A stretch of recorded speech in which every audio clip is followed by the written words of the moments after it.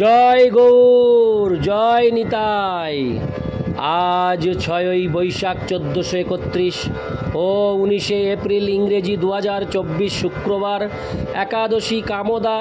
এই কামোদা একাদশীর দিন আমি শ্রী চৈতন্য চরিতামৃত পাঠ করছি।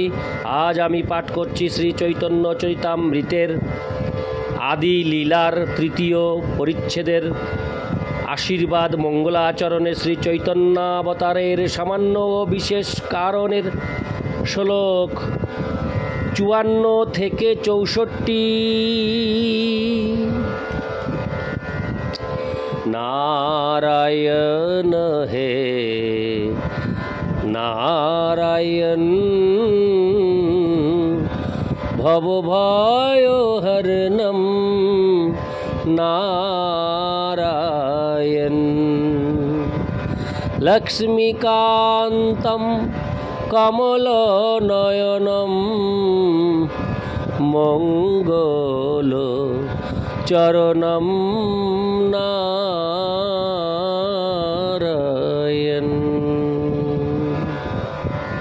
শ্লোক 54। কৃষ্ণ এই 2 বর্ণ সদা যার মুখে, অথবা কৃষ্ণকে তিহ বর্ণে নিজ সুখে। শ্লোকার্থ: কৃষ ও ন এই শব্দাংশ দুটি নিরন্তর তার মুখে উচ্চারিত হচ্ছে, অথবা তিনি মহানন্দে নিরন্তর শ্রীকৃষ্ণের মহিমা কীর্তন করছেন। ইতি শ্লোক 54। শ্লোক 55। কৃষ্ণবর্ণ শব্দের অর্থ 2 ত প্রমাণ।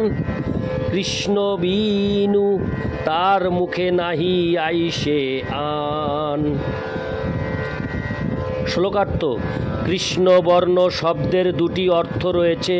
বাস্তবিকই কৃষ্ণ ছাড়া অন্য আর কিছু তার মুখে আসে না।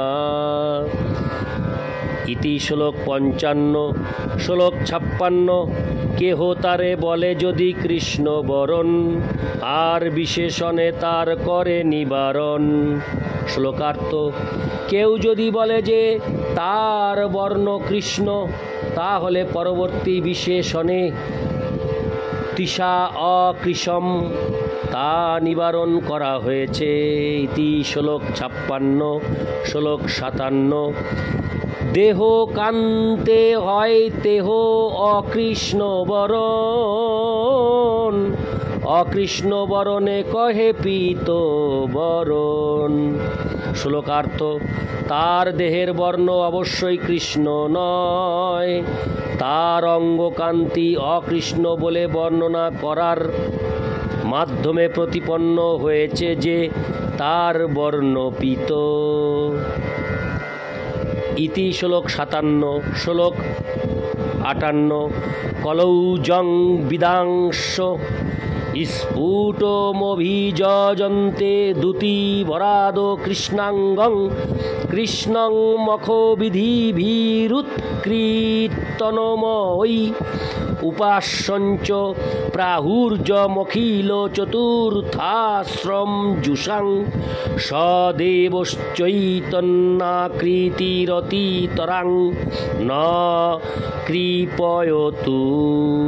অনুবাদ: কলিযুগে যথার্থ তত্ত্বজ্ঞান সমন্বিত পণ্ডিতেরা সংকীর্তন যজ্ঞের মাধ্যমে শ্রীমতী রাধারানীর ভাবরূপ দ্যুতির আধিক্যবশত অকৃষ্ণ অর্থাৎ গৌর রূপ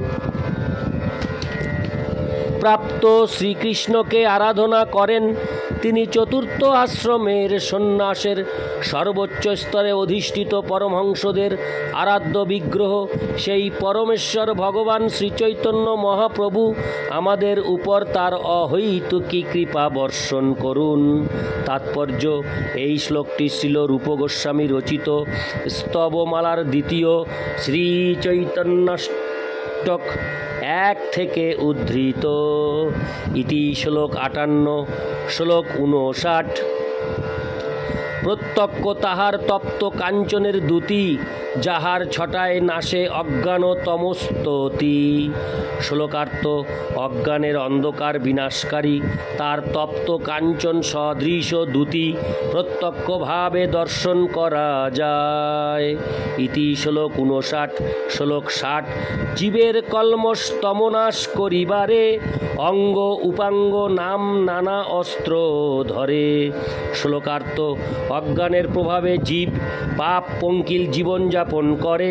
জীবের সেই অজ্ঞান বিনাশ করার জন্য তিনি তার অঙ্গ, তার উপাঙ্গ বা ভক্তগণ এবং দিব্য নামরূপ নানাবিধ অস্ত্র নিয়ে অবতীর্ণ হয়েছেন।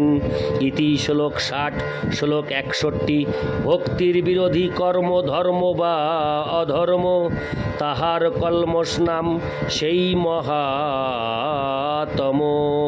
শ্লোকার্থ ভক্তি বিরোধী যে কর্ম তা ধর্মই হোক অথবা অধর্মই হোক তা হচ্ছে ঘোর তমসাচ্ছন্ন, তাকে বলা হয় কলমশ। ইতি শ্লোক 61। শ্লোক 62। বাহু তুলি হরি বলি প্রেম দৃষ্টে চায় করিয়া কলমশ নাশ প্রেমেতে ভাষায়। শ্লোকার্থ দুই বাহু তুলে হরিনাম কীর্তন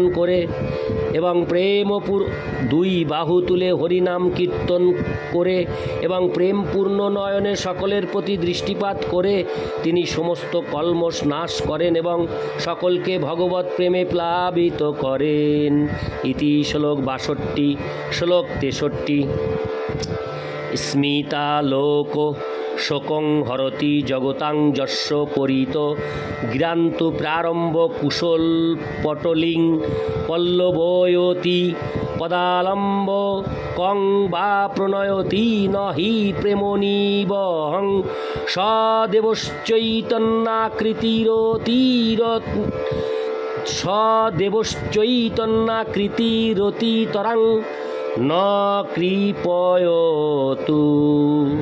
অনুবাদ শ্রী চৈতন্য মহাপ্রভু রূপে পরমেশ্বর ভগবান আমাদের উপর তার অহৈতুকী করুণা বর্ষণ করুন। তার সহাস্য দৃষ্টিপাত তৎক্ষণাৎ জগতের সমস্ত দুঃখ বিদূরিত করে এবং তার বাণী মঙ্গলময় ভক্তিলতাকে পত্র পল্লবে বিকশিত হতে সহায়তা করে। তার শ্রীপাদপদ্মের অপ্রাকৃত আশ্রয় গ্রহণ করা হলে তৎক্ষণাৎ চিত্তে ভগবৎ প্রেমের উদয় হয়। তাৎপর্য এই শ্লোকটি ছিল রূপ গোস্বামী রচিত স্তবমালার দ্বিতীয় শ্রী চৈতন্যাষ্টক 8 থেকে উদ্ধৃত। ইতি শ্লোক 63। শ্লোক 64। শ্রী অঙ্গ শ্রীমুখ যেই করে দর্শন তার পাপক্ষয় হয় পায় প্রেম ধন। শ্লোকার্থ তার শ্রীঅঙ্গ ও শ্রীমুখ দর্শন করা মাত্র যে কোনো ব্যক্তির পাপ ক্ষয় হয় এবং সে ভগবৎ প্রেম রূপ মহাসম্পদ লাভ করে। ইতি শ্লোক 64। নারায়ণ হে নারায়ণ ভবভয় হরণম নারায়ণ লক্ষ্মীকান্তম কমলনয়নম মঙ্গল চরণম নারায়ণ। জয় গৌর, জয় নিতাই।